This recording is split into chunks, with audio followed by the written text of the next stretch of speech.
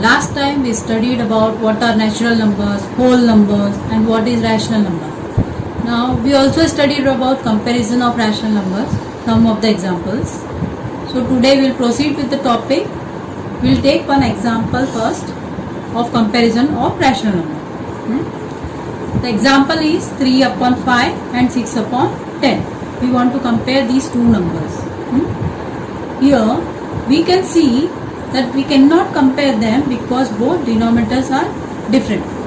What is the denominator here? It is 5. What is the denominator in this second fraction? It is 10. So unless they are same, we cannot compare them. So first, what is our work? We should make them same. So let's take first fraction 3 upon 5. We will multiply it by 10 on both the sides. Why? Because to make it same, this is, it becomes 3 tens are 30 and 5 tens are 50. Now let us take second fraction, that is 6 upon 10. We will multiply by 8 by 5 on both the sides. So this also gives us answer 30 upon 50. Now as you see, both answers are 30 upon 50 and 30 upon 15. So they are looking very much same. They are not bigger or smaller. So this means these two fractions are same, equal. Now we'll do exercise 1.2 first term, that is -7 and -2. We have to compare these two numbers. So for first we will draw it on number line. See minus, you can see -2 is coming here and -7 on the left side. Whenever you are confused, you can draw on number line and you can check where the number is coming exactly. Now you can see the number which is coming first, that means -2, it is bigger than -7. Okay, so suppose there is no sign of minus. Take one example. If you are given two numbers 7 and 2, then always 7 is greater because it is +7. But when we come on the minus side, as and when we go on minus side or negative side, minus numbers, always small numbers are bigger and big numbers are smaller. Okay friends, we will solve another example now. Here two fractions are given, 12 upon 15 and 3 upon 10. Again we can see denominators are different, so we cannot compare them. So let's make first denominator same. Now in previous standard you learned technique of finding out LCM. So when denominators are different, we can find out LCM and make them same. Now see 15 and 10. These two numbers are in denominators. We can divide it, or we can take a smallest prime factor by which we can divide it. So that is 5. In table of 5, 15 comes for 3 times and 10 comes for 2 times. That means answers we are writing here. Similarly, now 3 and 2 are remaining, so we can take 2. 2 ones are 2, but 3 we cannot divide, so keep 3 like that only. Again 3 ones are 3. So these 3 factors we got here. Now for finding out LCM, we can multiply them, and here answer we are getting 5 to the 10, 3s are 30. Now as you see, we got LCM 30. So we will convert our fractions denominator 30, like 12 upon 15. First we will make this denominator 30. For making it 30, we have to multiply by which number?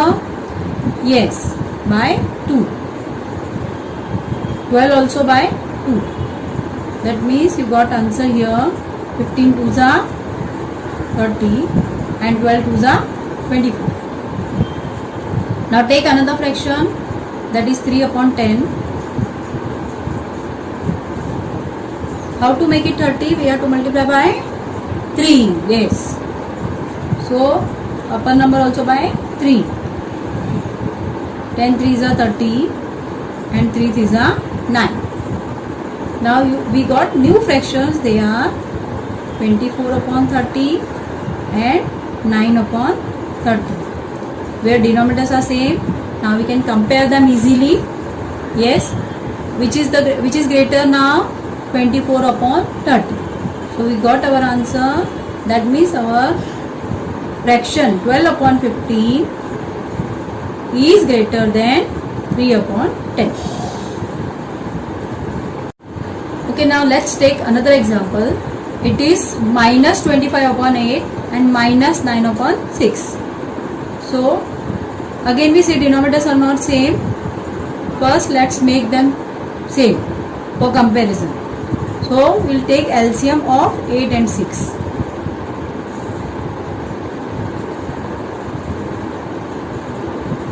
8 and 6 both comes in table of 2. Smallest prime factor is 2. Answers are 2 4s are 8 and 2 3s are 6. Again we can divide it by 2.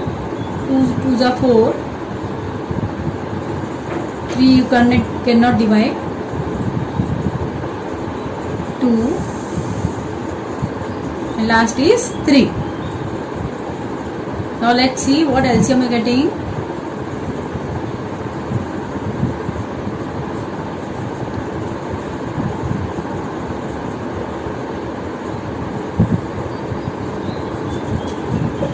This LCM we got from these two numbers 24. Now let us go to our question.